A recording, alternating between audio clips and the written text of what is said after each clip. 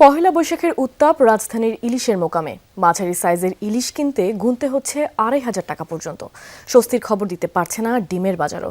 স্থানভেদে বিক্রি হচ্ছে ১১০ থেকে ১২০ টাকা ডজনে। এদিকে ঊর্ধ্বমুখী প্রবণতা পোলট্রির দামেও, এতে বেশ ক্ষুব্ধ ক্রেতারা। মনিটরিং জোরদারের তাগিদ সকলের। সিলন টি রপ্তানিতে শীর্ষে।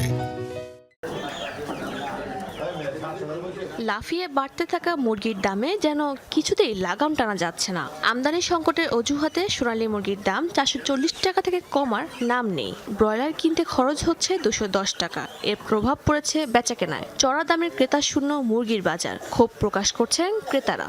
মধ্যবিত্ত পরিবারের জন্য আসলে একটু কষ্টসাধ্য।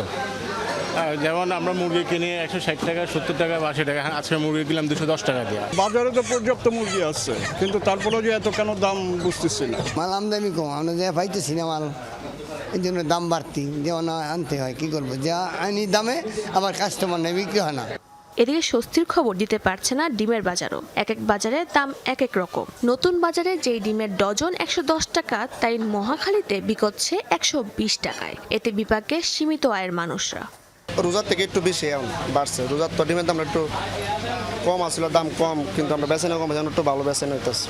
তবে কিছুটা স্থিতিশীল মাছ বাজার। বোয়াল মিলছে কেজিতে ৫০০ টাকা, আর ৬০০ টাকা খরচেই কেনা যাচ্ছে ট্যাংরা। তবে পহেলা বৈশাখে শান্তিতে ইলিশ কেনার ইচ্ছে ফিকে হয়ে যাচ্ছে অনেকের। মাঝারি সাইজের ইলিশের দাম এখন ২৫০০ টাকা। ছেড়ে কথা বলছে না চিংড়িও।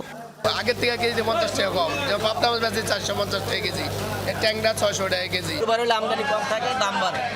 অন্য দিন আবার দাম একটু কম থাকে। ১ কেজি ইলিশ দাম ২৫০০ টাকা যাচ্ছে। ২৫০০ টাকার কত ইনকাম থাকা লাগবে যদি একটা ১ কেজি ইলিশ খাইতে হয়?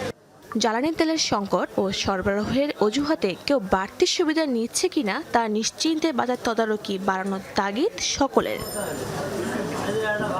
শাজনীন অন্তরা, যমুনা নিউজ, ঢাকা।